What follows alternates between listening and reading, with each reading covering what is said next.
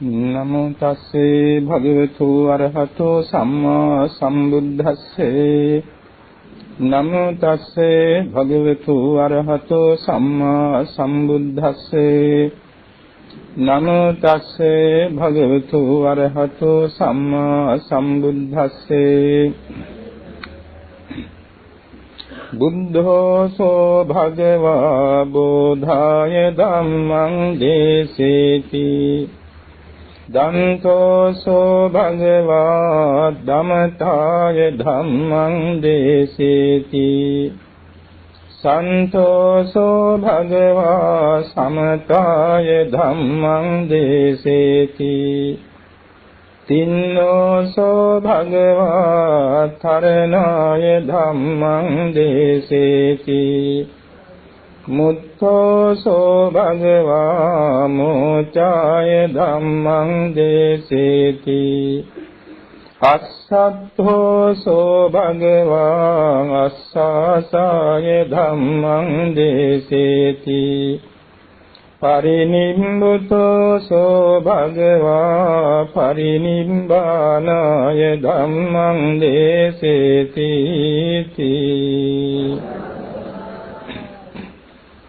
ශ්‍රද්ධාවන්ත පින්නතුනි තුන් ලෝකාග්‍ර වූ සම්මා සම්බුදුරජාණන් වහන්සේ පිළිබඳ සාරිපුත්‍ර මහ රහතන් වහන්සේ විසින් ගුණ කථනය කිරීමේදී පරිසම්මිදා මග්ගපාළියේ දේශනා කරන ලද සූත්‍ර පාඨයක් මේ ප්‍රකාශ වුණේ. මේ තේරුම බුද්ධෝ සෝ භගවා ඒ භාග්‍යවතුන් වහන්සේ ස්වයම්බු ඥානයෙන් චතුරාර්ය සත්‍ය ධර්මයේ සහිත ਸਰව ධර්මයන් ਸਰවාකාරයෙන් ਸਰවඥතා ඥාණයෙන් ආબોධ කොටගෙන බෝධාය ධම්මං දේසේති හිරෝ පාරමේ ඇති සූවිසි අසංඛ ගණන් ජනතාවට එම චතුරාර්ය සත්‍ය ධර්මය ආબોධ කරගන්න පිණිස ධර්ම දේශනා කරනසේක. දන්තෝසෝ භගවා ධම්මතාය ධම්මං දේසේති ඒ භාග්‍යවතුන් වහන්සේ ආත්මය දමනය කොටගෙන ඒ කියන්නේ සීලෝම ක්ලේශ ධර්මයන් ਸਰව ප්‍රකාරයෙන්ම වාසනා සහිතම ප්‍රාණය කොට වදාරමින් ආත්ම දමනය කොටගෙන ලෝකයේ අසංඛ ගණන් ජනතාවට ආත්ම දමනය සඳහා ධර්මයේ දේශනා කරනසේක. සන්තෝෂෝ භගවා සමතාය ධම්මං දේසේති ඒ භාග්‍යවතුන් වහන්සේ ක්ලේශ ධර්මයන් ਸਰව ප්‍රකාරයෙන් ප්‍රහාණය කිරීම නිසාම ਸਰව ප්‍රකාරයෙන්ම ශාන්ත භාවයටපත් වී ලෝකයේ අසංඛ ගණන් ජනතාවට ආත්ම සංයමයේ පිණිස ධර්ම දේශනා කරනසේක. තින්නෝසෝ භගවා කරණාය ධම්මං දේසේති ඒ භාග්‍යවත් බුදුරජාණන් වහන්සේ ජාති කාන්තාර ජරා කාන්තාර ව්‍යාධි කාන්තාර මරණ කාන්තාර ශෝක පරිදේව දුක්ඛ දෝමනස උපායාස කාන්තාර මේවායින් එතර වී සංසාර සාගරයෙන් එතර වී සතර මහා ක්ලේශ ඕගයන්ගෙන් එතර වී ලෝකයේ අනන්ත පරිමාණ ජනතාවට මේ සංසාර කාන්තාරයෙන්ද සංසාර සාගරයෙන්ද එවැගේම සියුම් ක්ලේශ ධර්මයන්ගෙන් දෙතර වීම සඳහා ධර්ම දේශනා කරනසේක. නුත්තෝසෝ භගවා මෝචාය ධම්මං දේසේති ඒ භාග්‍යවත් වූ බුදුරජාණන් වහන්සේ තමන් වහන්සේ සීලම ක්ලේශ බන්ධනයන්ගෙන් මිදී ජාත්‍යාදී සංසාර දුක්ඛ ධර්මයන්ගෙන් අත මිදී අන්ලෝ සතුන්ටද ජාත්‍යාදී සංසාර දුකින් අත මිදීම පිණිස ධර්ම දේශනා කරනසේක. අස්සද්ධෝ සෝ භගවා ආස්වාසාය ධම්මං දේසේති ඒ භාග්‍යවත් බුදුරජාණන් වහන්සේ ක්ලේශ පරිනිර්වාණයෙන් ආත්ම සංතානය අෂ්ටසීලයට පමුණවාගෙන ලෝවැසි ජනතාවටද ආත්ම අෂ්ටසීල පිණිස ධර්ම දේශනා කරනසේක. පරිනිබ්බුතෝ සෝ භගවා පරිනිබ්බානාය ධම්මං දේසේති. ඒ භාග්‍යවත් බුදුරජාණන් වහන්සේ බෝධිරාජන් වහන්සේගේ අභියසදී සවාසන සකල ක්ලේශයන් පරිනිර්වාණය කිරීමෙන් ක්ලේශ පරිනිර්වාණයටපත් වී ලෝවැසි ජනතාවටද ක්ලේශ පරිනිර්වාණය සඳහා ධර්ම දේශනා කරනසේක. මේ සූත්‍ර පාඨයේ කෙටි තේරුමයි. මේ දේශනාව තුළින් අපි ආબોධ කටයුතු කරුණු රාශියක් අපට මතුවෙනවා.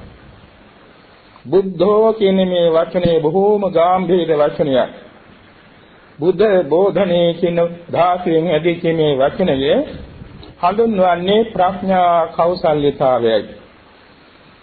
යම් කිසි ධර්මතාවක් ඉතිරිවක් නැතුව ආબોධ කරගැනීමේ ප්‍රඥාවක් වෙයි නම් ඒ ප්‍රඥාව ඇත්තා උතුමන්ඩයි මෙතන බුද්ධෝ කියන මේ වචනේ භාවිතා කරන්නේ. ඒ සම්මා සම්බුද්ධ, ප්‍රත්‍යේක සම්බුද්ධ, ශ්‍රාවක බුද්ධ නමින්ද මේ බුද්ධ පදයේ දෙදීමටපත් වෙනවා.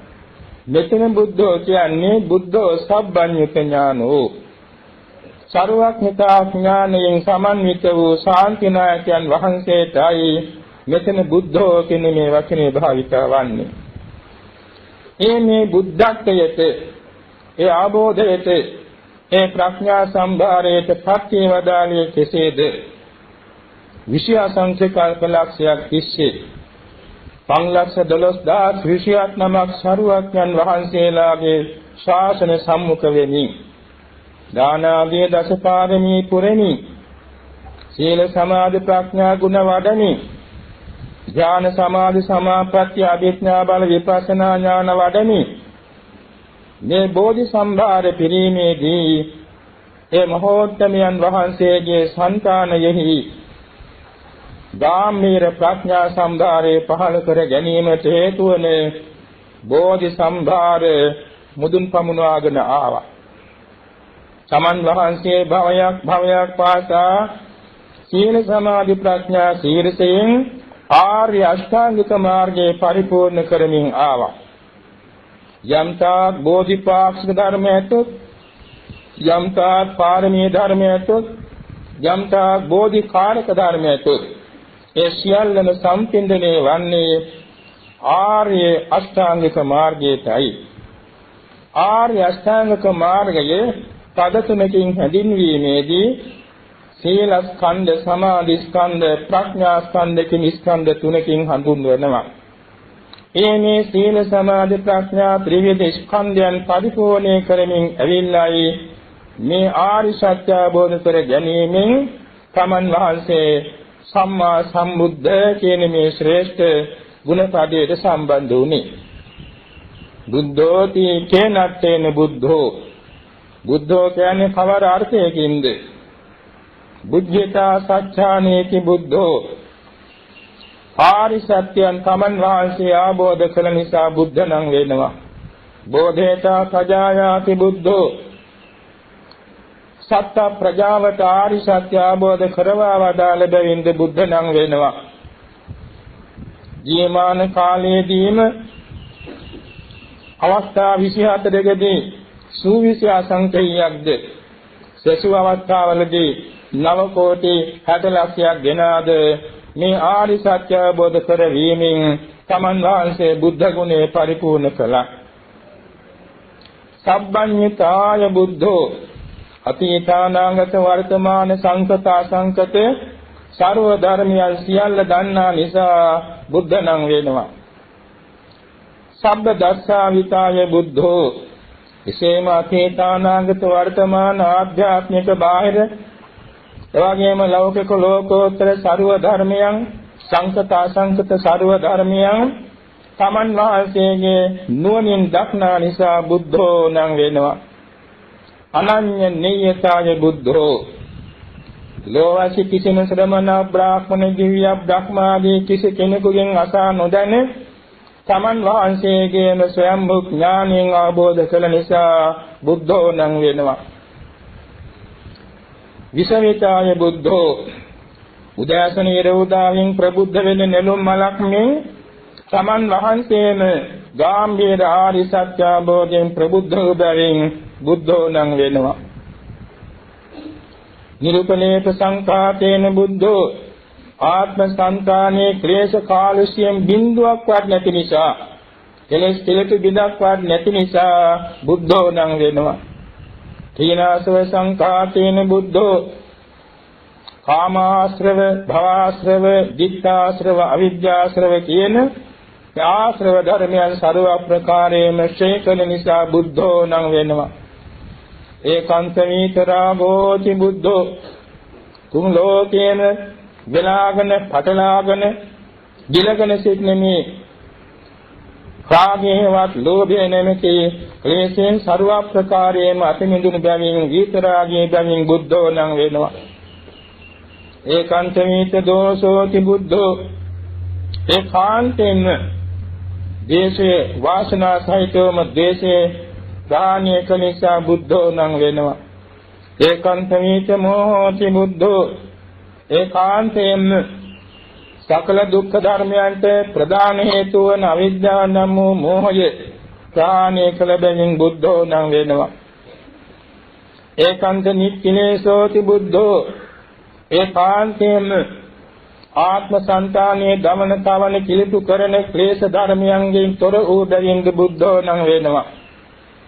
ඒකායන මග්ගං ගතෝති බුද්ධෝ ආර්ය අෂ්ටාංගික මාර්ගයෙන් නැතව ඒකායන මාර්ගයේ ගමන් කළ බැවින් බුද්ධෝ නම් වෙනවා.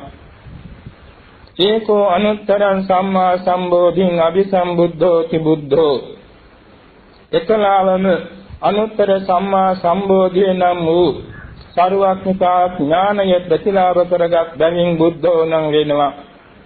අබුද්ධි විහෙතත්තා බුද්ධි ප්‍රතිලාභාති බුද්ධෝ අබුද්ධිය නම් වූ අවිද්‍යාව ප්‍රහාණය කළ බැවින්ද බුද්ධිය නම් වූ සර්වඥතා ඥාන සහිත සකල බුද්ධ ඥානයන් ප්‍රතිලාභ කළ බැවින්ද බුද්ධෝ නම් වෙනවා. බුද්ධෝ තීනේ තන්නාමං මාතරා කතං නපිතරා කතං බුද්ධෝ යන මේ නාමයේ මහා මායා මහා ප්‍රජාපති මෞඛනික ලැබූ නමක් නොවේ. සුද්ධෝදන මහ රජුන් නැමැති පියතුමා ලැබූ නමක් නොවේ. න භගිනියා කතං න භාතරා කතං නැගිනි කෙනෙක් ලැබූ නමක් නෙමෙයි, සහෝදරයෙක් ලැබූ නමක් නෙමෙයි. න මිත්‍යාමච්ඡේ කතං හිතමිතුරන් ලැබූ නමක්ද නෙමෙයි. න ඥාති සාලෝහිතේ කතං මෞපස පියපස ඥාතීන් ලැබූ නමක්ද නොවේ. න සමන බ්‍රාහ්මණේ කතං මාන බමුණන් විසින් ලැබූ නමක්ද නෙමෙයි. න දේවතාය කතං දෙවියන් බ්‍රහ්මයන් ලැබූ නමක්ද නොවේ. යුක්ඛාන්තික මේතම් බුද්ධානම් භගවන්තානම් බෝධියා මූලේ සාසබ්බඤ්ඤත ඥානස ප්‍රතිලාභා සච්චිකා පඤ්ඤති යදිදම් බුද්ධෝති. මේ බුද්ධෝ කියන සුද්ධ නාමයේ විමෝක්ෂාන්ත කියන ලෝකෝත්තර අරිහත් ඵලයට ප්‍රතිමේදී චතුරාර්ය සත්‍ය අවබෝධයෙන් නිමාවට ප්‍රතිම නිමිති කොටගෙන විමෝක්ෂාන්තයේදී ආબોධඥානෙ ලැබුණ බැවින් ධර්මයෙන්ම ලැබුණා වූ නාමයක් බුද්ධෝ කියන මේ සුද්ධ නාමය. මේ බුදුරජාණන් වහන්සේ තමන් වහන්සේ විසින් ආબોධ කරගන්නා ලද මේ ගාම්භීර චතුරාර්ය සත්‍ය ධර්මයේ ගුරු මුස්තියක් නොමැතිව ලෝක ජනතාවට විවිධාකාරයෙන් දේශනා කරන්න යෙදුණා. ඒ අවුරුදු 45ක් මුළුල්ලේ දේශෝ දාම් පොත්පත්වල ලියන කියන ලද්දේ නම් අකනිකා බ්‍රහ්මත්‍රයේ දක්වා උස්ව ගොඩනගන්න තරම් පොත්පත් ලියන්න වෙනවා. එසේ නමුත් මිනිස්යන්ව ධාරණය කරගන්න කොහොනා පමණින් සුවාසෝදාස ධර්මස්කන්ධේ නමින් පිටකත්වය අදාපට ලැබී තිබෙනවා. මේ පිටකත්‍රය ආගත විනය සූත්‍ර අභිධර්ම කියන මේ පිටකත්‍රාගත සම්බුද්ධ ධර්මයේ නිසා අද අපි ලෞතර බුදුරජාණන් වහන්සේ අඳුනාගෙන තියෙනවා. ඒ මේ සර්වඥන් වහන්සේ විසින් දේශන ලද ආර්ය සත්‍ය අවබෝධ කර ගැනීමේ ඒකායන මාර්ගය ආර්ය අෂ්ටාංගික මාර්ගය නමින් හැඳින්වෙනවා. ඒ ආර්ය අෂ්ටාංගික මාර්ගයේ වැඩෙන පිළිවෙත් මඟ තිසරණේ සමාදන් වූ තන් පටන් ආරම්භ විපස්සක මාර්ගඵලාභී දක්වාම දිනු කර ගන්නට වෙනවා. ඒවා අවස්ථා 7කට බෙදෙනවා. සීල විසුද්ධිය, චිත්ත විසුද්ධිය, ධිට්ඨි විසුද්ධිය, කාංකා විතරණ විසුද්ධිය, මග්ගා මග්ග ඥාන දර්ශන විසුද්ධිය, පටිපදා ඥාන දර්ශන විසුද්ධිය සහ ඥාන දර්ශන විසුද්ධිය නමින් මේ පටිපදා හත විසුද්ධිය අතේ පහදා තියෙනවා. තිසරණේ පටන් කෝටියක් සංවර උපසම්පදා සීලය දක්වා දීපෑදී සෑම දෙනා විසින් සමාදන්ව රක්නා ලැබෙන සීලස්කන්ධය තමයි මෙතන සීල විසුද්ධියට ගැනෙන්නේ. ඒ සීල විසුද්ධිය අංග 8කින් පිරුණා නම් තමයි විසුද්ධි සීලයක් වන්නේ. තමා සමාදන්ව ගන්නා ලද සීලය අඛණ්ඩ සීලයක් නම් සීල විසුද්ධි. අච්චිද්‍ර සීලයක් නම් සීල විසුද්ධි. අසබල සීලේ නම් සීල විසුද්ධි. අකල්මාස සීලයක් නම් සීල විසුද්ධි. බුද්ධිස්ස සීලයක් නම් සීල විසුද්ධි. විඤ්ඤුප්පසත්ත සීලයක් නම් සීල විසුද්ධි. අපරාමර්ථ සීලයක් නම් සීල විසුද්ධි. පටිච්චසමුප්පාද සීලයක් නම් සමාධි සංවත්තනික සීලයක් නම් සීල විසුද්ධි. මෙන්න සීල විසුද්ධියේ කොටස් 8ක් මෙතන කියවුණා. සමාදන්ව ගන්නා ලද සීලේ මුලින් අගින් කඩා නොගත්තා නම් අඛණ්ඩයි. මැදින් නොකඩා ගත්තා නම් අච්චිද්දයි. තේලිය දිසිකපද බෙදන ගත්තා නම් අසබලයි.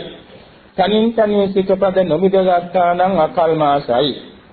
තණ්හා දිට්ඨිය ලාභ සත්කාර කීර්ති ප්‍රශංසා අපේක්ෂා නොකරනවා නම් ඒ සීලය බුද්ධිසයි. එවැනි රක්නා සීලය බුද්ධ ආතුතුමන් විසින් සාදු කියා පිළිගන්න සුදුසු බැවින් විඤ්ඤුප්පසත්තයි. සීලය නිසා දිව්‍ය බ්‍රහ්ම ශක්ති රජවැනි සම්පත් ඇතිවේ නැත්නම් තණ්හා දිට්ඨියෙන් අල්වා නොගත්තේ නම් අපරාමර්ථයි. එසේ රක්නාද සීලය සතර ඉරියව්වේම සමාධියට පදනම් වන බැවින් සමාධි සංවත්තනිකයි. මේ ආකාරයෙන් රක්නා ලද සීලය සීල විසුද්ධිය නමින් හැඳින්වෙනවා.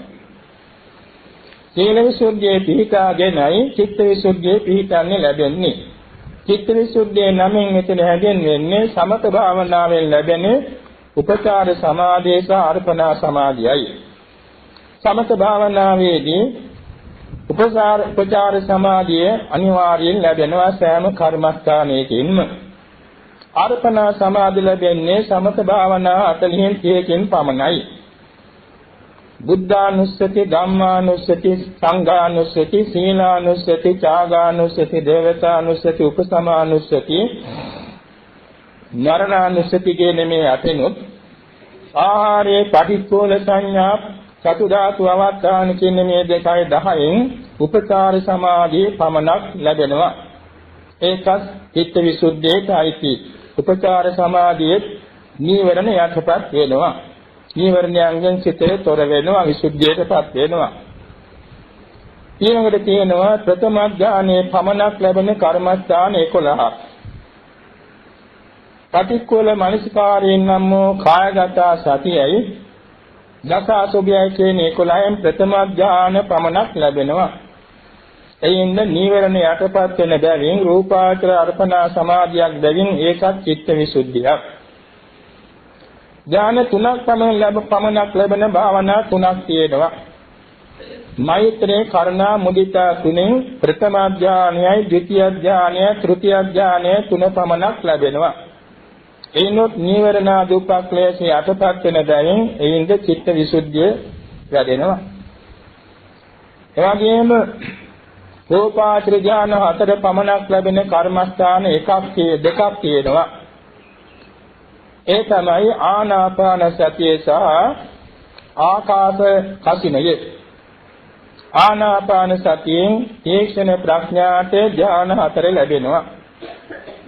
මන්ද ප්‍රඥාඥ ධ්‍යාන 5ක් ලබන්න සිද්ධ වෙනවා. ආකාශ කසිනේනොත් රූපාත්‍ර ධ්‍යාන 4ක් ලැබෙනවා. සතරෙනි ධ්‍යානයේ පමණක් ලැබෙන කමතන් එකක් තියෙනවා. ඒකට කියන්නේ උපේක්ඛා බ්‍රහ්ම විහරණය. මෙත්තා කරුණා මුදිතා තුන වැඩුව අයට උපේක්ඛා බ්‍රහ්ම විහරණය ලැබෙන්නේ චතුර්ථ ධ්‍යානයේ පමණයි. ත්‍යාගේන රූපාචන අරූපාචන අස්ස සමාපත්තිම ලබන්න කර්මස්ථාන තියෙනවා 9ක්. ඒ තමයි පඨවි කසිනේ, ආපෝ කසිනේ, තේජෝ කසිනේ, වායෝ කසිනේ, නීල කසිනේ, පීත කසිනේ, ලෝහිත කසිනේ, ඕදාත කසිනේ සහ ආලෝක කසිනේ. මේ 9න් රූපාචර ධ්‍යාන 4ක් ඒවා උගුලුවා අරූපාචර සමාපatti 4ක් උපදවන්න පුළුවන්. මේ කියන කර්මස්ථාන 40න් මෙතන 40ක් කියවුණා. මේ 40න් ලැබෙන උපචාර සමාධිය සහ අර්පණා සමාධි කියන ධ්‍යාන සමාධි නිසා හිතේ නීවරණාදී උපක්ලේශ යටපත් වෙන බැවින් චිත්ත විසුද්ධිය කියලා හඳුන්වනවා. මේ චිත්ත විසුද්ධිය ලබා ගැනීම සඳහා තමයි මේ බොහෝ සෙයින් සමත භාවනා වඩන්නේ. දැන් මේ අද භාවිතාවට ආරම්භ කරන ලද ධම්මානුස්සති භාවනාවත් උපචාර සමාධිය ලැබෙන සමත භාවනාවක්. මේ උපචාර සමාධියේ පමණක් ලැබෙන්නේ ඇයි කියලා ප්‍රශ්නයක් ඇති වෙන්න පුළුවන්. හේතුව මේකයි. බුද්ධානුස්සතිය, ධම්මානුස්සතිය, සංඝානුස්සතිය, සීලානුස්සතිය, ත්‍යාගානුස්සතිය, දේවතානුස්සතිය, උපසමානුස්සතිය සහ මරණානුස්සතිය ආහාරයේ පටික්කුල සංඥාවක් ධාතු මනසිකාර්යය කියන 10 තියෙන්නේ සම්මුතිය නොවේ. පරමාර්ථ ධර්ම. අරහං සම්මා සම්බුද්ධ ආදී ගුණ පරමාර්ථ ධර්ම. මේවා සම්මුති වචන නෙමෙයි, සම්මුතියක් නොවේ, ප්‍රඥාත්‍යක් නොවේ. ඥාන බාධසිත වැඩෙන්නේ සම්මුති අරමුණේ, ප්‍රඥාප්ති අරමුණේ. මේවා පරමාර්ථ අරමුණු බැවින් එහිලා රූපාචර ධ්‍යාන ලැබෙන්නේ නැහැ. ඒ ලැබෙන්නේ උපචාර සමාධි පමණයි. ඒ කාර්යයටත් සුද්ධ විදර්ශනා වැඩිීමේදී ලැබෙන චිත්ත සමාධිය වගේ. හැබැයි මේ සුද්ධ විපස්සනාවේදී ලැබෙන සමාධියට වඩා ස්ථාවරයකුත් මේකේ තියෙන වැඩි වෙලාවක් පවතිනවා. උපචාර සමාධිය වැඩි වෙලාවක් පවත්වන්න පුළුවන්. ඒකද නීවරණ යටපත් වෙනවා. ඒ අර කාගත සතිය, දසාසුභය, දස කසිනය, මෙත්තා කරුණා මුදිතා උපේක්ඛා කියන මේවා යොකෝම ප්‍රඥාප්ති ආරමුණේ තමයි අර්පණා ලැබෙන්නේ. ඒකයි වැදගත් වෙනස. දැන් අපි ආනපාන සතිය වඩන්නේ පරමාර්ථය නෙවෙයි ප්‍රඥාප්තිය. ආනපාන සතිය වැඩිීමේදී තමන්ගේ සිතේ අරමුණු කරන ලබන්නේ ආස්වාස ප්‍රස්වාස හුස්ම රැල්ලයි. ඒ වායෝ ධාතුව කියලා හිතන්නේ නැහැ. ඒක අපේනවා දැනෙනවා ආදි වශයෙන් හිතන්නේ නැහැ. එසේ නොසිතා කරන ලබන්නේ සම්මුති අරමුණක් ගැන චිත්ත සමාධිය උපදවීමයි. ඒ චිත්ත සමාධිය උපදවා ගැනීමේදී චිත්ත සමාධිය ආලෝකයෙන් යුතුවයි විපස්සනාවට හැරෙන්න ලැබෙන්නේ. දැන් සමත භාවනාවේ තියෙන ප්‍රධාන ආනිසංස 5ක්. ඒ මොනවාද? විපස්සනා පාදක ආනිසංසය, නිරෝධ සමාපatti ආනිසංසය, අභිඥා පාදක ආනිසංසය, දිට්ඨ ධම්ම සුඛ විහාර ආනිසංසය, භාවිශේෂ ආනිසංසය කියලා 5ක් තියෙනවා. බෞද්ධයන් වශයෙන් සමත භාවනා වඩනු ලබන්නේ විපස්සනාට පාදක වනු පිණිසයි. සීලේ පතිත්තාය නරෝ සපඤ්ඤෝ චිත්තම් පඤ්ඤංච භාවයං කියා දේශනා කළ නිසා සීලේ පිහිටා සමත භාවනාවෙන් ධ්‍යාන සමාධි උපදවාගෙන විපස්සනාට හැරෙනවා. ඒ අනුපිළිවෙලින් යාමේදී විපස්සනා බොහොම තීක්ෂණව කළ හැකි වෙනවා. සුද්ධර්ශනා යානිකයට වඩා බොහොම තීක්ෂණව ඊටාම සියුම් නාම රූප ධර්මයන් දකිමින් විපස්සනා කළ හැකි වන්නේ සමත භාවනාවෙන් තියුණු කරගත්ත නුවණැත්තොන්ඩයි පුළුවන් වෙන්නේ. ඒ නිසා අනුපිළිවෙලින් යනකොට මේ ආකාරයි. එතකොට මේ ආනාපාන සතිය වැනි ඒකාග්‍රතා භාවනාවක් වැඩිීමේදී යෝගාවචරයට මුහුණ පාන්න සිදුවෙන බාධක රසක් තියෙනවා. එයින් පාක් තමයි අපි සඳහන් කරන්නේ පංච නීවරණ කියලා. මේ පංච නීවරණ බොහෝ සෙයින් මනසට ගැටලුවක්. කොයිතරම් මහන්සි ගත්තත් යෝගාවචරයට මේ නීවරණ ඉඩ දෙන්නේ නැහැ චිත්ත සමාධිය පිහිටන්නේ. කාමච්ඡන්දේ කියන්නේ යම් දෙයට ඇලුම් කිරීම ආශා කිරීම. කලින් තිබිච්ච දේවල් ගැන හිතමින් ආශා කරනවා, අනාගතයේ ලබන්න තියෙන දේවල් ගැන ආශා කරනවා, දැන් තියෙන දේවල් ගැන බැඳීමක් සිහිපත් වෙනවා. මේවා කාමච්ඡන්ද. ඒ කියන්නේ මනෝලෝකයට ඇති, දෙව්ලෝකයට ඇති, කාම ලෝකයට ඇති හැම දෙයක්ම කියනවා කාම වස්තු කියලා. මේ කාම වස්තු ගැන නිතර හිතෙනවා නම් ඒක තමයි කාමච්ඡන්දේ කියන්නේ.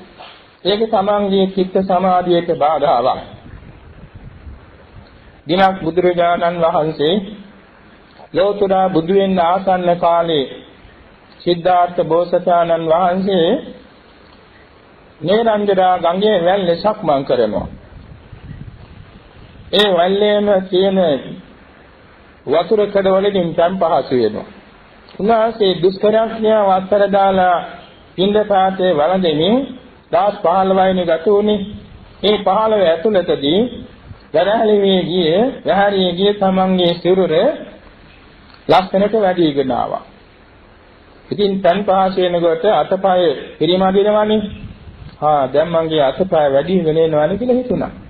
අන්න උන්වහන්සේ හිත මෙන්න කාමච්ඡන්දේ. මේ කාමච්ඡන්දේ. මේක මත වැඩිනොත් එහෙම බුදු බාට බාධාවක් කියලා ඒක සම්පූර්ණයෙන් මෙහිකින් ඉවත් කෙරුවා. ඒ හිතන්නේ.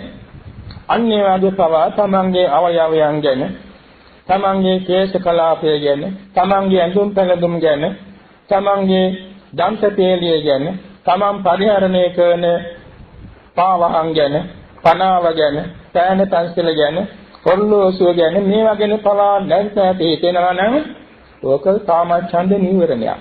ඒක බාධාවක්.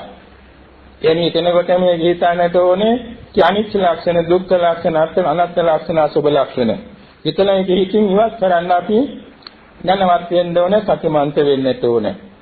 ව්‍යාපාද කියන්නේ ඒක අනිත් පැත්ත.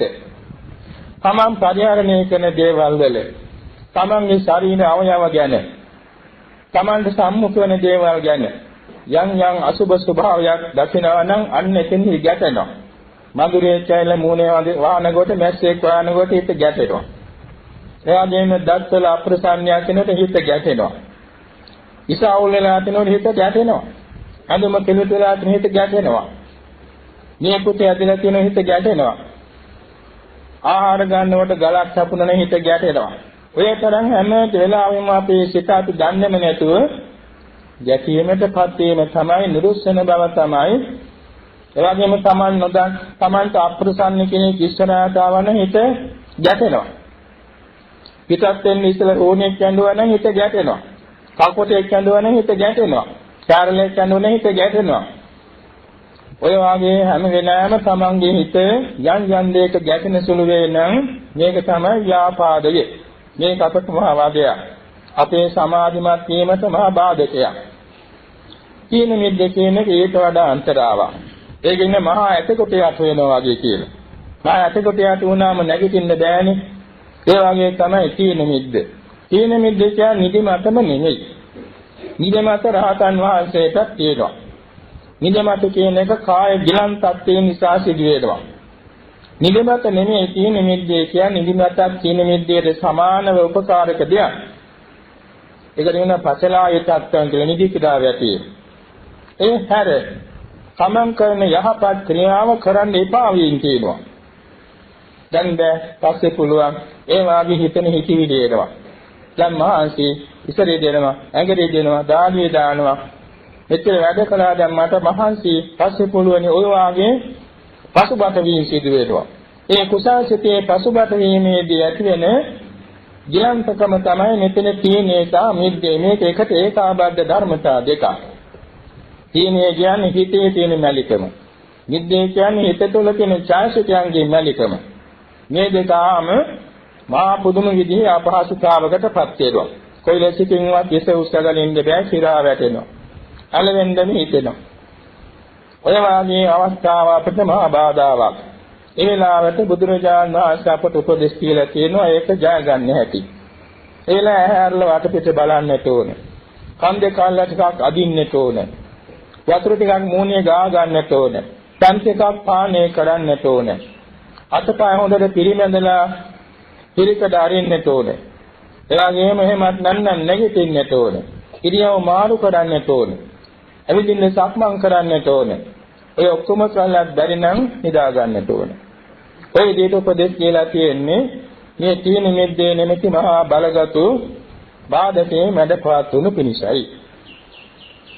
ඒකදාර ආහාර ප්‍රමාණවත් ගැනීම, හිතමිත ආහාර ගැනීම, ආලෝක සංඥා හිතේ නිතර නිතර මෙහි කිරීම ආදී වශයෙන් මේ තීන මිද්දේ මැඩපත් ගන්න අපට පුළුවන්කම තියෙනවා. උද්දච්චය, කුක්කුච්චය කියන එක ඒක තවත් බාධාවක්.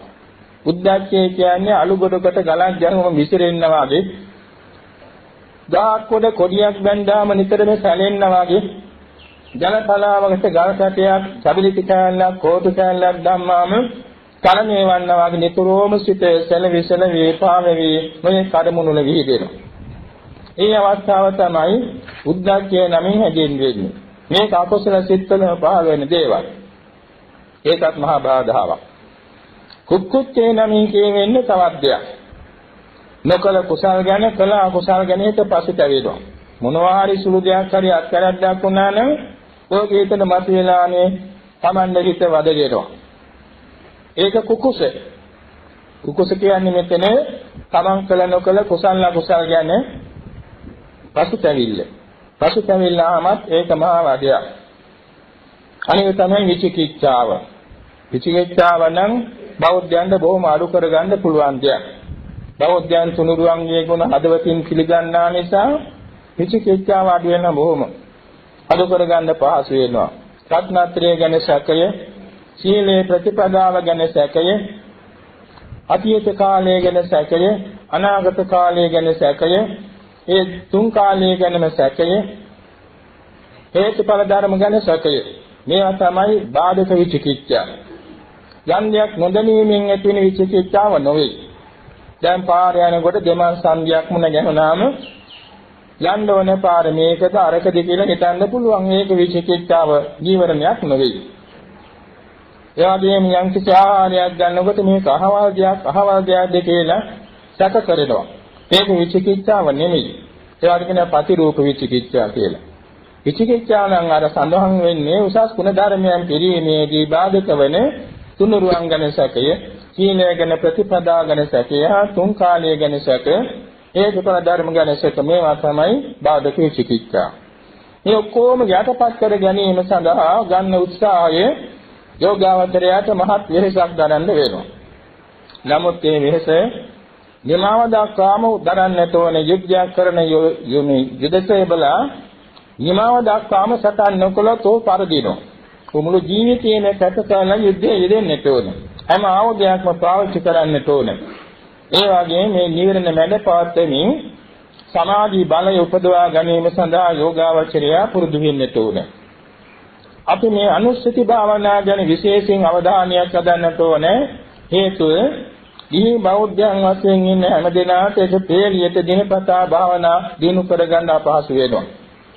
සාමාන්‍යයෙන් උදේ ටිකක් වෙලා, දහහඳ ටිකක් වෙලා, හොයන දවස් තව ටිකක් කොහොමයි කරන්නේ. එහෙම ස්වල්ප වශයෙන් සමාධි භාවනා වඩලා ජය ගන්න පුළුවන් කමක් නැහැ. ඒ නිසා අනුස්සති ක්‍රම වැදගත් වෙනවා. නිදසුනක් වශයෙන් කියනවා නම් වයස 7-8ක 10ක දරුවෙකුට හිල්ලෙන්නේ නැතුව විනාඩි 15ක් ඉඳ කිව්වට ඒ දරුවාට ඉන්න බෑ. ඒ දරුවාට නලියන්න වෙනවා. ඉතල කතාවක් කියනනේ අලියන්න ළමයෙන්ද නලියන්න මං හිතේ කියලා. නලියන්නම ඕනේ. හැරෙනවා එහා මෙහා. දැන් අපි දැක්කා පාසල් ළමයි භාවනා පන්තිවලට වාඩි වුණාම විනාඩි 5ක් ඉන්න බෑ. අරේ බලනවා මෙහෙ බලනවා hina වෙනවා. එක එකිනෙකට ඇඟිල්ලෙන් අනිනවා. ඔය වගේ සුළු වෙනස්කම් තමයි දරුවාගේ තියෙන්නේ. නමුත් නැනවත් ගුරුවරු නැනවත් දෙමව්පියෝ දරුවෙක් මනාප වෙන්නේ නැහැ. ඒ ස්වභාවයෙන් නොදරුකුම. නමුත් ඒ දරුවාට අපි මීටර 100ක් විතර රූලක් දෙනවා මේක 10 වාරයක් දුවන්නේ කියලා. මේ දරුවා බොහොම සන්තෝෂයෙන් දුවනවා. රූල දිගේ දුවන්නේ. රූල දිගේ දුවලා මහන්සි වුණාම වෙලා හිට ගන්නවා. අන්න ඒක ගොඩ තම්පත් වෙනවා. ඒ වගේ තමයි අපේ මේ නොදරු හිත. භාවනාවට ගියාම හිතේ කමනාප වෙන්න එපා. මේ හිතේ ස්වභාවය දුවන පණින එකයි. මේ හිතේ ස්වභාවය අත්මනතාවස වීමයි. මොකක්ද මේ අත්මනතාව කියන්නේ?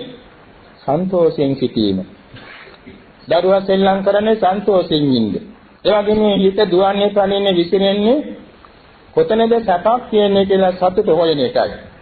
මේක තමයි අත්මනතාව කියන්නේ. යම් කිසි විදියකින් මේ අනුස්සති භාවනාව කෙදීමේදී අර කුඩා දරුවා රූලක 10 වාරයක් දිවා වගේ අපි බුද්ධ අනුස්සතිය නැමැති රූලේ දුවවනවා හිතේ. දාස පුරාම බුදුගුණ හිතේ කියව දෛනික වැඩවලේ දෙනවා. ඉතින් හිත දුවවනවා. දුවවන්නේ රූලකයි. ධම්මානුස්සති සංඝානුස්සති ආදියත් එහෙමයි. කාගත සතියේ එහෙමයි. එතකොට මේ අනුස්සති භාවනාව දාස පුරාම කිරීමේදී මේ දුවන සිතට ලොකු ආස්වාදයක් ලැබෙනවා. ඒ මොකද? නීවරණ නැමැති මේ හොරු හිතට වැඩ ගන්නෙ නැහැ. ඒ නීවරණ හිතෙන් ඈත් වෙනවා. ඊට වඩා ශක්තිමත් සතියක් මෙතන පවතිනවා. පේලියෙන් අනුස්සති මෙනෙහි කිරීමේදී සතියයි ඥානයයි දෙක අවදීන් කියන නිසා නීවරණ කියන මේ හොරුන්ද ඇතුල් වෙන්න බෑ. ඒක නිසා හිත බොහොම කර්මන්‍යව බොහොම අවදීන් පවතිනවා. ඒ පැවතීම නිසා යම් වෙලාවක උදේ හරි දවල් හරි රාත්‍රියේ හරි භාවනාවට වාඩි වුණා නම් ඊටාම පහසුයි. බාධාවක් නැමැතිව චිත්ත සමාධිය වඩන්න පුළුවන්. එයින් යෝගාවචරය විශාල සතුටක් විඳිනේ කරනන්න අර්ථමනතාවටපත් වෙනවා. භාවනාවේ ආරමුණ හරියට භාවනා නිමිති පහළ වුණාම බොහොම ලොකු සන්තෝෂයක් හිතට ඇති වෙනවා. සිත සොයා ගියෙත් නෙවෙයි. සොයමින් දිවියෙත් මේ වාගේ සන්තෝෂ වෙන දෙයක් කුමක්ද කියන එකයි. අර ඉඳුනම් පිනවීමෙන් ලැබෙන සතුටට වඩා මේ භාවනා ආරමුණෙන් ලැබෙන නිරාමිෂ අරමුණේදී ලැබෙන සතුට බොහෝම සැපදායකයි.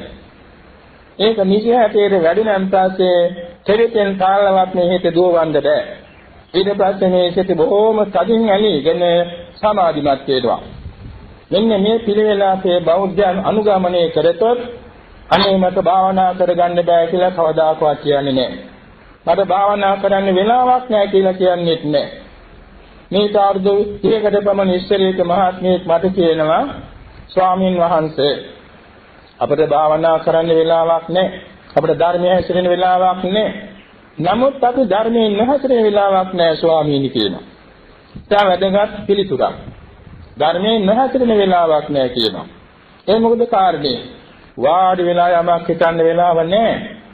නමුත් දාස පුරාම තමන්ගේ සිත කුසල් අරමුණේ පවත්වා ගන්නවා. මේක තමයි කිව්වේ ධර්මයෙන් නොහැසිරෙන වෙලාවක් නැහැ කියන්නේ. මෙන්න මේ අනුව සලකා ගැනීමේදී අපේ යෝගාවචර ජීවිතයේ සෑම දිනකට වැදගත් තැනක් මෙතන දාස පුරා නිින්දෙන් අවදි වූතන් පටන් නැත නිින්දට යනතුරු අපේ සිතේ නීවරණ පහ නොවන පිණිස මේ අනුස්සති භාවනා ක්‍රම අපි අනුගමනය කළ යුතු වෙනවා. ඒ අනුගමනය කිරීමෙන් අපේ සිත සීල විසුද්ධිය ළඟට චිත්ත විසුද්ධියටපත් වෙනවා. ඒ චිත්ත විසුද්ධිය ලබා ගන්නන් පස්සේ අපට එහි අභිවෘද්ධියක් දකින්න පුළුවන්. ඒ කියන්නේ අනුස්සති වඩමින් හිත තන්පත් කරගත්තා වගේම උපචාර සමාධිය වඩලා අර්පණා සමාධියත් වඩන්න පුළුවන්.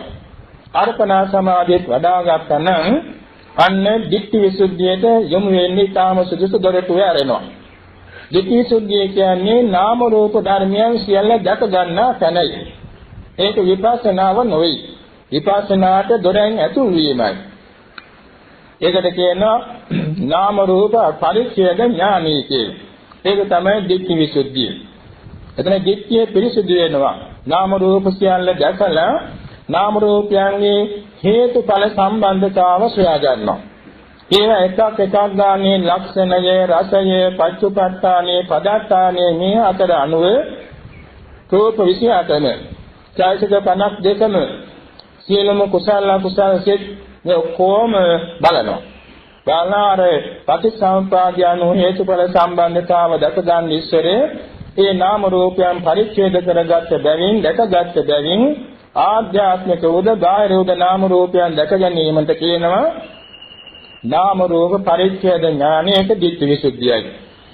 ඊළඟ මේ හේතුඵල සම්බන්ධතාව දකින්නට අතීත අනාගත වර්තමාන නාම රූප පරම්පරාව මෙනෙහි කරමින් අතීත හේතු සොයා බලනවා. අතීත හේතු සොයා බැලීමේදී පූර්ව භවයෙහි අවිද්‍යාවයි තෘෂ්ණාවයි උපාදානයයි කර්මයයි සංස්කාරයයි කියන පහක් හේතු වෙලා මේ භවයෙහි උපදින කර්මයේ රැස් වුණා. අවිද්‍යාව පත්‍ය සංඛාරා කියේ මේකයි. ඒ සංඛාරා නිසා මේ භවයේ ප්‍රතිසන්දි විඥානය පහළ වුණා. සංඛාර පත්‍ය විඥානං කියන්නේ ඒකයි. මේ විඥානයේ ඒකාබද්ධව පහළ වුණා නාමයයි රූපයයි. නාමයෙන් නම් මේ සිතේ පහළ වෙන ඡායසික ධර්ම අපි හිතමු සෝමනසිතාගත ඥාන සංප්‍රයුක්ත මහා විපාක සිතක් නම් ඒ විඥානයේ ඡායසික ධර්ම 34ක් එතන එකතුන 33ක් එකතු වෙනවා. ඒ වගේම මව කුසක පරිසන්දි ගැනීමේ උත්කෘෂ්ඨ පරිච්ඡේදයෙන් රූප කලාප 3ක් පහළ වුණා. අන්න විඥාන පත්‍ය නාම රූපං කියන්නේ මේකයි. මේ නාම රූප අභිවෘද්ධියටපත් වීමෙන් මොකද සිද්ධ වෙන්නේ? ආයතන 6ක් සම්පූර්ණ වෙනවා. එයින් දැන් මන ආයතනේ පිරලා තියෙනවා. ඡායසික ධර්ම වශයෙන් ධර්ම ආයතනේ තියෙනවා. ඊළඟට රූප ධර්මයන් අභිවෘද්ධියටපත් වෙනවා. මනුෂ්‍ය ශරීරයක් ඒ කියන්නේ දවස් 77ක් පිරෙනකොට ඒ මනුෂ්‍ය సంతානෙට ඒ දරු වස්තුවට අවශ්‍ය වෙන ඉන්ද්‍රිය ධර්මයන් සියල්ල පහළ වෙලා ඉවර වෙනවා. ඒකනේ සතියේ 11ක් ඇතුළතදී. ඉතින් මේ චක්ඛායතනයයි සෝතායතනයයි ගානායතනයයි ජීවායතනයයි කියන මේවා පහළ වෙනවා. කලින්ම කායායතනේ පහළ වෙලා තිබුණා, මනායතනය, ධර්මායතනය පහළ වෙලා තිබුණා. එතකොට නාම රූප නිසා ආයතන 6ක් ඇති වුණා. ආයතන 6 නිසා ඒ ආයතනයන් හේතු කොටගෙන ස්පර්ශ 6ක් ඇති වෙනවා. ස්පර්ශ 6 නිසා වේදනා 6ක් ඇති වෙනවා. වේදනා 6 නිසා තෘෂ්ණා 6ක් ඇති වෙනවා. තෘෂ්ණා 6 නිසා උපාදාන 4ක් ඇති වෙනවා. උපාදාන 4 නිසා කර්ම භවය සිද්ධ වෙනවා. කර්ම භවය නිසා උපපත්ති භවයක ජාතියවත් නැත උත්පත්තිය සිද්ධ වෙනවා. අයමත්‍ය ආත්මා පරම්පරාව අවිද්‍යා පත්‍ය සංඛාරා ආදී වශයෙන් නැතත් මේ පරම්පරාව යනවා. ජාති ජරා මරණ ශෝක පරිදේ දුක්ඛ දෝමනස පිරිවරාගෙන. දැන් මේ හේතුඵල සම්බන්ධතාව සියල්ල අතීත කාලයේ ගැන අනාගත කාලයේ ගැන තුන් කාලයේ ගැනම දැනගැනීම මේකට කියනවා ප්‍රත්‍යපරිග්‍රහ ඥානය. මේ ප්‍රත්‍යපරිග්‍රහ ඥානයේදී කියනවා කාංකා විතරණ විසුද්ධිය. තුන් කාලයේ පිළිබඳ 16 ආකාර සකසාංකා මෙකින්දි සියල්ලම සේදී යනවා පිළිසිදු වෙනවා. ඒසා කාංකා විතරණ විසුද්ධිය. ඊළඟට යෝගාවචරය කරුණ ලබන්නේ සම්මාසන ඥානයේ පටන් ගැනීමයි.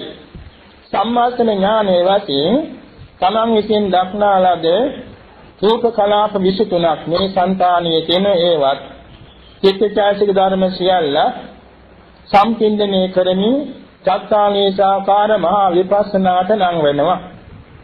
අනිත්‍ය ලක්ෂණ 10යි දුක්ඛ ලක්ෂණ 25යි අනාත්ම ලක්ෂණ 5යි කියලා මේ සම 40 ආකාරයෙන් විපස්සනාට හරවනවා සම්මර්ෂණය කරනවා. මේ සම්මර්ෂණය කිරීමේදී ආලෝක ප්‍රීති පස්සද්ධි ආදී කර්ම 10ක් ඇති වෙන්න පුළුවන්. 10න් කීපයක් හෝ ඇති වෙන්න පුළුවන්. ඒවා පිළිබඳව නිකාන්තය කියලා ආශාවක් ඇති වෙන්න පුළුවන්. ඒකට කියන උපක්ලේශ 10 කියලා. මේ උපක්ලේශ 10 ජා ගන්නට ඕනේ ත්‍රිලක්ෂණයට හරවලා. අනිත්‍ය දුක්ඛ අනාත්මයට හරවලා මේවා ජයගත්තාම නාම රූපයන්ගේ සනික වේ හරියට ඉදෙන බත්හලියක පෙන බුබුලු බිඳි බිඳි වැටෙනවා වගේ නැසක් වයින් කොට ජලාශයක පෙන බුබුලු ඉපදී බිඳෙනවා වගේ නාම රූප බිඳෙන හැටි දකිනවා. ඒ උද්‍යාමයේ ඥානයේ කියන මේ නුවණ පහළ වෙනවා. ඒකට කියනවා මග්ග ඥාන දර්ශන විසුද්ධිය කියලා. ඒ ආලෝක ප්‍රීති පස්සද්ධාදී අමාර්ගයේ බවත් ඒ විපස්සනාක් නැංවීම මාර්ගයේ බවත් ආબોධ කර ගැනීමෙන් උද්‍යාව්‍ය ඥානයේ පිරිසුදු වෙනකොට මග්ගා මග්ග ඥාන දර්ශන විසුද්ධිය. එයින් නැවතෙන්නේ ඊට පස්සේ පටන් ගන්නවා භංගානුපස්සනා වශයෙන් විපස්සනාව. රූප සප්තක අරූප සප්තක කියලා ඉතා විශිෂ්ට මානසිකාර ධර්මයක් තියෙනවා. ඒ විපස්සනා මානසිකාරයේ තුලින් විපස්සනා කරන දෝන පවා ඥානේ පවා විපස්සනා කරන්න පටන් ගන්නවා. ඉතින්දී පුදුමාකාර ආලෝකයකින් සීලම චිත්තචෛතසික ධර්මයන් රූප ධර්මයන් සියල්ලම 14 ආකාරයකින් විපස්සනා කිරීම නිසා භංගානුපස්සනා කියන විපස්සනා ඥානෙ පිළිගන්න. භංගානුපස්සනා ඥානයයි ඊළඟ තුන් ලෝකයේම බයට හේතුවක් බව දැනගැනීමෙන් ආදීනව දැකීමෙන් වාසුපත්තාන ඥානය ආදීනව ඥානයක්. තුන් ලෝකයේම ගැන සංස්කාර ලෝකය ගැන කලකිරීම වශයෙන් පහළවන නිබ්බිදා ඥානයක්. මේ තුන් ලෝකයේම ඊතර වීමේ කැමැත්ත වෙන මුංචිත කාම්‍යතා ඥානයක්. නිදීමේ උපාසලකයෙන් වශයෙන් තීක්ෂණ ලෙස ත්‍රිලක්ෂණ විපස්සනා වැඩි යුතුයි කියලා දැනගන්නා වූ පටිසංකානුපස්සනා ඥානයක්. මේ විපස්සනා වැඩිමින් මේ ස්කන්ධ ලෝකයෙන් ඈතර නිවනටපත් වෙනවා කියන ආબોධය ලැබීමෙන් සිද්ධ වෙන සංකීර්තන කියන සංකාරුපේක්ඛා ඥානයක්. මේ ඥාන පරම්පරා පහළ වෙනවා. මේකට කියනවා පටිපදා ඥාන දර්ශන විසුද්ධිය.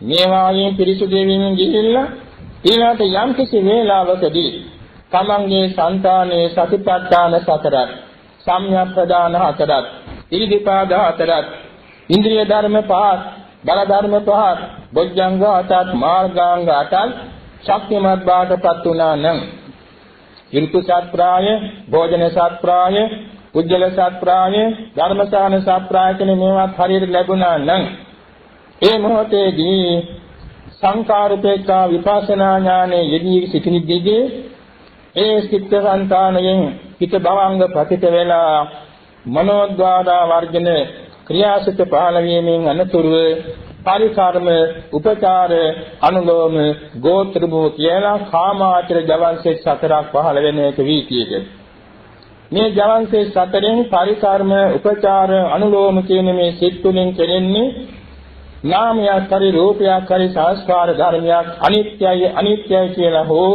දුකයි දුකයි කියලා හෝ අනාත්තයි අනාත්තයි කියලා හෝ මෙනෙහි කිරීමයි. ඒකට කියනවා අනුලෝම ඥානය කියලා. ඒකට තවත් නමක් තියෙනවා තීක්ෂණ අනුලෝම ඥානය කියලා. ඒකට තවත් නමක් තියෙනවා උත්පාන ගාමිනී කියලා. මේ අවස්ථාව ළඟට ගෝත්‍ර භෝසිත පහළ වෙනවා. ගෝත්‍ර භෝසිත කියන්නේ පෘථුජන ගෝත්‍රයේ පාගාගෙන ආර්ය ගෝත්‍රයට පියනගන වෙලාව. ඒ නිර්වාණය අරමුණු කරනවා.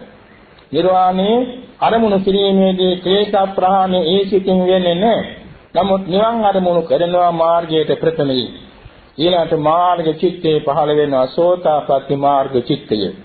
මේ සෝතාපට්ටි මාර්ග චිත්තයේදී ගෝත්‍ර භෝසිතෙන් අරමුණු කර ගන්නා ලද නිර්වාණ ධාතුව තත්වාකාරයෙන් දැක ගැනීමේදී නිර්වාණ ධාතුව සාක්ෂාත් කරණය කරනකොට දුක්ඛ සත්‍ය පිරිසිඳ ආબોධ වෙනවා, සමුදය සත්‍ය ප්‍රහාණ වශයෙන් ආબોධ වෙනවා, මාර්ග සත්‍ය භාවනා වශයෙන් ආબોධ වෙනවා, ආර්ය සත්‍ය පළමු වරට දැක ගැනීමෙන් එකවර ආර්ය අෂ්ටාංග මාර්ගයේ පරිපූර්ණ වීමෙන් සෝතාපට්ටි මග්ග සමන්නාගත කෙනෙක් බවට පත් වෙනවා. ඒ සෝතාපට්ටි මග්ගයේ චිත්තක්ෂණයයි ඒ චිත්තක්ෂණය නිරුද්ධ වෙනකොටම සෝතාපට්ටි ඵල සිත් දෙකක් පහළ වෙනවා අපේ එළියට. ඒ ඵල සිත් දෙකෙන් සිදුවෙන්නේ නිර්වාණය අරමුණු කිරීමයි. එතකොට මේ කියන පරිකර්ම උපචාර අනුලෝම කියන සිත් තුනට කියනවා අනිත්‍ය දුක්ඛ අනාත්ම කියන තුنين අනිත්‍ය ලක්ෂණය මෙහි කරන ලැබුවා නම් ඒකට කියනවා අනිමිත්ත විමෝක්ෂ මුඛය කියලා. ඒකෙන් දොරටුව අනිමිත්ත විමෝක්ෂයට පිවිසෙන දොරටුව. දුක්ඛ ලක්ෂණය මෙහි වුණා නම් ඒකට කියන අප්පනිහිත විමෝක්ෂ මුඛය කියලා. අප්පනිහිත නම් වූ නිවන් දොරටුව. අනාත්ම ලක්ෂණය නම් ඒ සිත් තුනට මෙහි වුණේ ඒකට කියනවා ශුන්‍යත විමෝක්ෂ මුඛය කියලා. ශුන්‍යත වශයෙන් නිවනට පිවිසීමේ දොරටුව. ඊට අනිත්‍ය වශයෙන් ලැබූ මාර්ගය නම් අනිත්‍ය වශයෙන් දැකීමෙන් ලැබූ මාර්ගයයි ඵලයයි නම් නිවනයි නම් මේ තුනටම කියනවා අනිමිත්ත විමෝක්ෂය. දුක්ඛ ලක්ෂණය වැටහීමෙන් නම් මේ මාර්ගය ඵලයයි නිවන ලැබුණේ ඒකට කියනවා අප්පනිහිත විමෝක්ෂය. අනත්ත ලක්ෂණය වැටහීමෙන් නම් මාර්ගය ඵලයයි නිවනයි ආબોධේ ඒකට කියනවා ශුන්්‍යත විමෝක්ෂය. මේ කියන අවස්ථාවටපත් වුණාම එයින් නවතින්නේ හිත භවංග පතිත වෙලා ආවර්ජනාසිත නැත්නම් ප්‍රතිවේක්ෂා චිත්ත වීති පහක් පහළ වෙනවා. මග්ගම් පලංච නිබ්බානං පච්චවේක්කති පණ්ඩිතෝ සේසේ කිලේසේ හීනේකේ පච්චවේක්කති වානවා. ඒ කියන්නේ තමන්ට ලැබුණා වූ මාර්ගය අසවල් මාර්ගය කියලා මාර්ගයේ මෙහි කරන චිත්ත වීතියක් පහළ වෙනවා. තමන්ට ලැබුණා වූ ඵලයේ අසවල් ඵලයයි කියලා ඵලය අරමුණු කරන චිත්ත වීතියක් පහළ වෙනවා. තමන්ට ලැබුණේ අසවල් ලක්ෂණයට නිවනයි කියලා නිවන අරමුණු කරන චිත්ත වීතියක් පහළ වෙනවා. අතන් කෙනෙකුට මෙතෙක් මගේ සිතේ කෙලෙස් ප්‍රහාණය වුණා කියලා නැතුව කෙලෙස් මෙනෙහි වීමේ චිත්ත වීතියක් පහළ වෙනවා. එවාගේ මෙතෙක් තව ක්ලේශයන් අවශිෂ්ටයි ඉතුරුයි කියලා ඉතුරු කෙලෙස් ගැන මෙනෙහි වීමේ චිත්ත වීතියක් පහළ වෙනවා. මේකට කියනවා ප්‍රත්‍යවේක්ෂා ඥානය කියලා. මේකට තවත් කියනවා විමුක්ති ඥාන දර්ශනය කියලා. විමුක්ති ඥාන දර්ශනය. දැන් කියනවා සීල සමාධි ප්‍රඥා විමුක්ති ඥාන දර්ශනය. සීලය කියන්නේ සීලස්කන්ධය, සමාධිය සමාධිස්කන්ධය, ප්‍රඥාව නම් මේ ලෝකෝත්තර මාර්ගඵල දක්වා වැඩෝ නුවණ. විමුක්ති කියන්නේ ඵලයට නිවනට නම. විමුක්ති ඥාන දර්ශනය කියන්නේ මෙන්න මේ ප්‍රත්‍යවේක්ෂා ඥාන. දැන් එතකොට යෝගාවචරය සෝතාපන්න පුද්ගලයෙක් බාටපත් වුණා.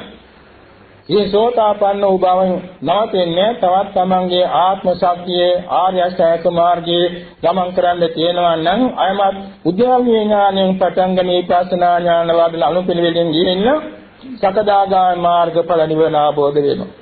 තවත් දුර ශක්තිය තියෙනවා නම් උද්‍යෝගී ඥාණයෙන් ඉඳලා විපස්සනා ඥාන වඩලා අනාගාමී මාර්ගඵල නිවන ආબોධ කරගන්නවා. තවත් දෙවිතේ ශක්තිය තියෙනවා නම් අයමත් උද්‍යාවී ඥානයේ සිටි ප්‍රාසනා ඥාන වඩලා අරිහත් මාර්ගඵල ප්‍රතිලාභයටදපත් වෙනවා. මේ අනුව සලකා බැලීමේදී සම්මා සම්බුදුරජාණන් වහන්සේ විසින් දීර්ඝ කාලයක් මුළුල්ලේ පෙරූ බෝධි සම්භාර හේතුවෙන් අනුන්ගේ උපදේශයක් නැමැතිව ආනාපාන සති භාවනා ප්‍රදනම් කරගෙන ඉතිරි කර්මස්ථාන සියල්ලම ඒ බොමුලදී සම්පූර්ණ කරන අෂ්ට සමාපatti ලාභීව පූර්වේ නිවාස ඥානයෙන් අතීත ස්කන්ධ පරම්පරාව සරුවාකාරයෙන් දැකගත්තා. චතුෝපපාත ඥානයෙන් අතීතානාගත වර්තමාන තුන් කාලයට ඇති හිත නැති සෑම ධර්මයක්ම දැකගත්තා. පටිච්චසමුප්පාදයන් විපස්සනා ඥාන වඩමින් අවියම් කාලයේදී මේ කියන ලද සෝතාපට්ටි සකදාගාමි අනාගාමි අරහත් කියන මාර්ගඵලානුක්‍රමයෙන් දස බල ඥාන චතු විසරද ඥාන චතු පරිසම්මිදා ඥාන ආදී කොට ඇති අනන්ත ඥාන ධාතු පරිවාර කොට ඇති සරුවඥතා ඥාන ප්‍රතිලාභයෙන් ලෝතුරා සම්මා සම්බුද්ධත්වයට පත් වුණා.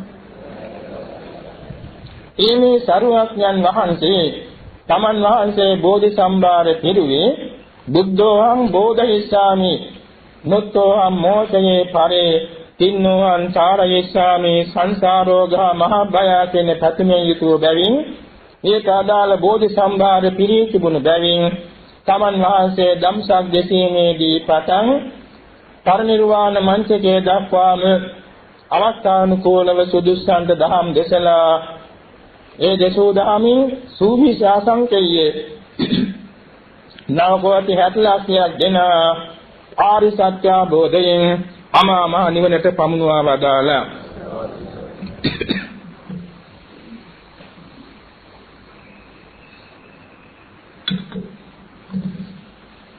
මේ සරුවඥන් වහන්සේගේ ශාසනය තමයි අද අපි මේ සීලය පුරන්නේ, සමාධියක් වඩන්නේ, විපස්සනාවක් වඩන්නේ, ආගමික පිළිවෙත් තුළ යෙදෙන්නේ.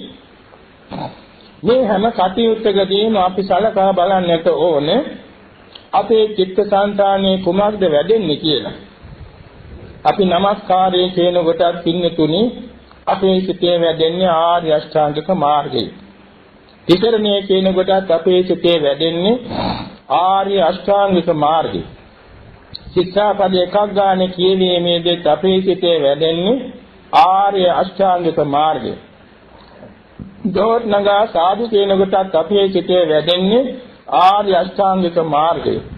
බුදුපාණ දැල්වීමේදී සුවඳ කෝර දැල්වීමේදී මලක් පාන සකස් කොට තන්පත් කිරීමේදී එවැගේම බුද්ධ පූජා පැවැත්වීමේදී බුද්ධ වන්දනා කිරීමේදී අපේ සිතේ වැඩෙන්නේ ආර්ය අෂ්ටාංගික මාර්ගය. වතාවත් පිරීමේදී එවැගේම සිල් පෙරවීමේදී එවැගේම ආසන පැනවීමේදී එවැගේම පියවර නැගීමේදී කුසල් සිතින් හැම වෙලාවම අපේ සිතේ වැඩෙන්නේ ආර්ය අෂ්ටාංගික මාර්ගය. අපි ආනාපාන සතිය වැඩිීමේදී මේ බුද්ධානුස්සති ධම්මානුස්සති ආදී අනුස්සති වැඩිීමේදී දාම්පතක් කියවීමේදී දාම්පදයේ සවන් දීමේදී අපේ සිතේ වැඩෙන්නේ ආර්ය අෂ්ටාංගික මාර්ගය. කොහොමද මේක සිද්ධ වෙන්නේ? දැන් අපි සලකා බලමු. දැන් මේ බණ පදයක් අපි කියනකොට බණ පදයේ සවන් දෙනවා දෙගොල්ලේ. දේශකයන් වහන්සේ දේශනවා, ශ්‍රාවක පිරිස අසනවා. දෙගොල්ලට වැඩෙන්නේ ආර්ය අෂ්ටාංගික මාර්ගයේ මාර්ගාංග. හැබැයි එකවර අත හිතේ පහළ වෙන්නේ නැහැ. එකවර අත පහළ වෙන්නේ මාර්ගඵල ඥානවලදී විතරයි. ඊට මෙහා ලැබෙන්නේ අඩු ගානේ 4යි, මධ්‍යම ගානේ 5යි, උපරිම ගානේ 6යි. අඩු ගාන 4 කියන්නේ නුවණින් තොරව කුසල සිතක් කියනකොට මාර්ගාංග 4යි. නුවණින් යුතුව කුසල සිතක් කියනකොට මාර්ගාංග 5යි. සීලයක් සම්බන්ධ කුසලයක් නම් මාර්ගාංග 6යි. මෙන්න මේමයි මාර්ගාංග අපේ සිතේ වැඩෙන්නේ. දැන් අපි සලක බලමු. අපි බණ පදයක් කියනකොට දේශකයන් වහන්සේගේ සිතේ ලැබෙන්නේ මොනවද? දේශකයන් වහන්සේ මනා සිහියෙන් මනා නුවණින් ඒ දේශනේ පැවැත්ීමේදී සිතේ බොහෝ සෙයින් සෝමනස්ස සාගතේ ඥාන සම්ප්‍රයුක්ත කුසල් සිත් පේලියක්. ඒ කුසල් සිත් පේලියේ හිතේනවා සම්මා දිට්ඨිය. ඒ කියන්නේ ඥානය සම්මා දිට්ඨියයි. ඒ වගේම මේ කුසල් සිත නැවත නැවත පවත්වාලීමේ ඥානවල සිතක් කියන එකට චෛතසිකයක් තියෙන එකට කියනවා කුසල විතරකයක සම්මා සංකල්පනාවයි. ඒ වගේම මේ බණ පදයක් කියද්දී දේශකයන් වහන්සේගේ නූපං අකුසල් නූපදී යන උපං අකුසල් දුරු වී යන නූපං කුසල් සිත් පහළ වෙන උපං කුසල් සිත් වැඩෙනවා. ඒ සඳහා හිතේ දිනමත් කරන වීර්ය සම්මා වායාමයයි. දේශකයන් වහන්සේ කය සිහියෙන් පවත්වගෙන ඉන්නවා. හිතේ සොම්නස සිහියෙන් යුක්තව තියෙනවා. සිතේ කුසල් සිත සිහියෙන් යුක්තව තියෙනවා. ඉතිරි ඡායසික ධර්ම සිහියෙන් යුක්තව තියෙනවා. ඒතකොට සම්මා සතියයි. දවල් සිතක් ගන්න ඒකාග්‍රතා ඡායසිකේ පහළ වෙනවා. ඒකාග්‍රතාව සම්මා සමාධියයි. ආනපින්නතුන්වත් එහෙමයි. ආනපින්නතුන්ගේ සිතේ එළඹ සිට සිහියෙන් නුවණින් අහනවා නම් ඉතින්දී පහළ වෙනවා මාර්ගාංග 5. මේ අහන්නේ බුදුබණ පදයක්, මේක බුද්ධ වචනයක්, මේක ඒකාන්තයෙන් සත්‍යයි කියලා පිළිගැනීම වශයෙන් පහළ වෙන නුවණ සම්මාදිට්ඨියයි. ඒ වගේම ඒක නැවත නැවත අහන්නේ යොමු කරවන ලබන්නේ සම්මා සංකල්පනාවයි. බණපදය අහන්නේ නූපං අකුසල් නූපදී යන, උපන්න අකුසල් දුරු වී යන, නූපං කුසල් උපදින, උපං කුසල් වැඩෙන උත්සාහය සිටේ තියෙනවා වීර්යය. ඒක සම්මා වායාමයයි. බණ ඇසීමේදී පෙළවෙන්නේ නැතුව සමාධිමත් වුණා වාගේ හිත සිහියෙන් පවත්වා ගැනීම කායානුපස්සනා සත්‍යයි. කුසල් සිත කෙරෙහි ඇති වෙන සොම්නසේ සිහියෙන් යුක්ත බැවින් වේදනානුපස්සනාවයි. කුසල් සිත සිහියෙන් යුක්ත බැවින් චිත්තානුපස්සනාවයි. කුසල් සිත ඊතනිචාසිත සිහියෙන් යුක්ත බැවින් ධම්මානුපස්සනාවයි. මේක සම්මා සතියයි. ජවන් සිතක් ගානේ ඒකාග්‍රතාව පවතිනවා. කුසල සිතේ ඒකාග්‍රතාව සම්මා සමාධියයි. මේ අනුව බැලීමේදී අපි මේ බණ කීමෙන් ඇසීමෙන් දෙපසින්ම සිදුවෙන්නේ මාර්ගාංග සිතේ වැඩිමයි. සීලයක් සමාදන්ව සීලයක් ආවර්ජන කරනකොට මාර්ගාංග 6 වැඩෙනවා. මාර්ගාංග 6 කියන්නේ අර සීලාංග එකක් මේ පහට එක තියෙනවා. වචනෙන් වාක් විරතියක් නම් එතෙන්දී සම්මා වාචා මාර්ගාංගය තියෙනවා. කාය විරතියක් නම් එතෙන් සම්මා කම්මන්ත මාර්ගාංගය තියෙනවා. ආජීව පරිසුද්ධ සීලයක් නම් එතෙන්දී සම්මා ආජීව මාර්ගාංගේ පහළ වෙනවා. තුන එකවර පහළ වෙන්නේ එකක් තමයි එකවර ලැබෙන නිසා හයක් ලැබෙනවා. මේවා වැඩෙනකොට පින්නතුනි මුලින් සඳහන් කළ බෝධිපාක් ධර්ම 37ම අපේ වැඩෙනවා. මෙන්න මේක නිසා මේ ආර්ය සත්‍ය අවබෝධයට අපි චිත්තක්ෂණයක් ගානේ සමීප වෙනවා. ඒ කොහොමද? මේ මාර්ගාංග බෝධිපාක් ධර්මයන් සිටේ වැඩෙන්නේ කල්ප කෝටි ගණන් සංසාරය අපට කෙටි වෙනවා. ජාත්‍යාදී සංසාර ගමන කෙටි වෙනවා. මෙන්න දුක්ඛ සත්‍ය අවබෝධයට සමීප වෙනවා. කල්ප කෝටි ගණන් සංසාරයේ ඈතට යන කෙලෙස් ස්කන්ධය අපේ කෙටි වෙනවා. අන්න සමුදය සත්‍ය අවබෝධ වෙන හැටි. කල්ප කෝටි ගණන් ඈත ගිහිල්ලා දකින්න තියෙන නිවන අපට ලං වේදවා. නිරෝධ සත්‍ය අවබෝධ වෙනවා. කල්ප කෝටි ගණන් ඈත ගිහිල්ලා මේ පරිපූර්ණ කරගන්න තියෙන මාර්ගාංග අපි චිත්තක්ෂණයක් ගානේ වැඩි දියුණු කරගන්න. ඒ මාර්ග සත්‍ය අවබෝධ වෙන හැටි. මේක නිසා අපි කුසල ජවනයේ චිත්තක්ෂණයක් ගානේ සිදු කරනු ලබන්නේ බුදුපසේ බුදුමහරහතන් වහන්සේ ආબોධ කළ චතුරාර්ය සත්‍ය අවබෝධයට සමීප වීමයි. එනිසා මේ බුද්ධෝත්පාද කාලයක චිත්තක්ෂණයක් තරම් කෙටි කාලයේ මිල කරන්න බෑ රංගුවන් වලින්. මාපලයෙන් මිල කරන්න බෑ. චක්‍රවර්ති රාජ්‍යයෙන් මිල කරන්න බෑ. සත්‍විතේ සත්‍ය රජ පදවියෙන් මිල කරන්න බෑ. බ්‍රහ්ම රාජ පදවියෙන් මිල කරන්න බෑ. ඒක ජවන් සිතේ තියෙන ශක්තිය. එනිසා කුසල ජවන් සිතක ඇති ශක්තිය මේතරම් උදාරයි ශ්‍රේෂ්ඨයි. එනිසා අපි දවසේ අවදි උතම් පටන් නිින්දට යන තුරු උත්සාහවන්ත වන්නට ඕනේ. හැම ඉරියව්වකම හැම ක්‍රියාවකදීම කුසල් සිතින් කටයුතු කරන්න. ඒ සඳහා අපි අනුස්සති පුරුදු කරන්නට ඕනේ. අනුස්සති පුරුදු කිරීමේදී අපේ සිතේ සීලයක් වැඩෙනවා, සමාධියක් වැඩෙනවා, ප්‍රඥාවක් වැඩෙනවා. මේ අනුව තමයි මහා බෝසතාණන් වහන්සේ භවයෙන් භවයට අතරක් නෑර උපනිශ්‍රේ සම්පන්නව ඇවිල්ලා බෝධි සම්භාර පුරාගෙන විසි අසංග කල්පයක් තරම් දීර්ඝ කාලයේ ගෙවාගෙන මාර පරාජයකට ලෝතුරා සම්මා සම්බුදුනේ. පසේ බුදුවරයන් වහන්සේලා දෙයා සංකේ කල්පලක්ෂයකින් පසු ඔය වගේ පසේ බුද්ධත්වයට පත් වෙන්නේ මේ හිත ප්‍රදු කර ගැනීම නෙවෙයි. අග්‍රශ්‍රාවකයන් වහන්සේලා ඒකාසංක කල්පලක්ෂයක්ම බෝධි සම්භාර පුරාගෙනයි අදසව තනතුරෙන් මේතර චිත්තසංතානෙ පිරිසිදු කරගන්නේ. මහා ශ්‍රාවකයන් වහන්සේලා කල්පලක්ෂයක් තිස්සේ මේ විදිහට දිනු කරගෙන ඇවිල්ලායි මහා ශ්‍රාවක තනතුරෙන් අරිහත්ත්වයටපත් වෙන්නේ. සසු ආර්යයන් වහන්සේලාද කල්පලක් දහස් ගණන් තිස්සේ හිත දිනු කරගෙන ඇවිල්ලායි ඒ උත්තරීතර මාර්ගඵල ධර්මයන් සාක්ෂාත් කරගන්නේ. මේ අපි සිතන්නට ඕනේ අපිත් එසේ මෙසේ අය නෙමෙයි. සමාත කල්ප 100 ගණන්, කල්ප 1000 ගණන්, කල්ප ලක්ෂ ගණන් ඈතින්ලා පේනවා ඇති. අපේ නිවන් ගමනට අපි පියවර නගලා තියෙනයි මේ උපනිශ්‍රේ සම්ප්‍රත්‍යයතුව සිල් රැකෙන් ඉදිරිපත් වෙන්නේ, භාවනා කරන් ඉදිරිපත් වෙන්නේ. එනිසා මේ ලෝකයේ තියෙන හැම දෙයක්ම తాවකාලික බව තේරුම්ගෙන මේ తాවකාලික වූ අනේක විද ප්‍රේසයන්ද පාත්‍ර වෙන විශේෂ වෙන මේ ලෝකයෙන් ඈතර වෙලා ලෝකෝත්තර නිර්වාණය නැමැති වෙනස් වෙන සදාකාලික ශාන්ත නිර්වාණ ධාතුව සාක්ෂාත් කර ගැනීම සඳහා යම වූ සිටින් මේ සීල භාවනා පිළිවෙත් නගට යෝනි සිටින්නේ බොහෝ කාලයකට දියුණු කරගෙන මේ ඉසයි කියලා අපි හිතේ සොම්නස ඇති කරගෙන අදත් මේ දවසේදී ඔය පටන් මේ වෙනතුරු කායතන්පත් කරගෙන වචනේ තන්පත් කරගෙන සිත තන්පත් කරගෙන බලවත් ශ්‍රද්ධාවෙන් බලවත් ස්මෘතියෙන් බලවත් ප්‍රඥාවෙන් වීරියෙන් යුතුව මේ සීල භාවනා ප්‍රතිපත්තිය යෙදීම හේතුවෙන් අපේ సంతානයේ වැඩුණා වූ ආර්ය අෂ්ටාංග මාර්ග ධර්මය අපට ධ්‍යාන අභිඥා මාර්ගඵලානුක්‍රමයෙන් අග්‍ර අමා මහ නිවන් අවබෝධ කර ගැනීම දක්වා හේතු වේවා වාසනාව වේවා කියා නිවන් සුව ප්‍රාර්ථනා කරමු.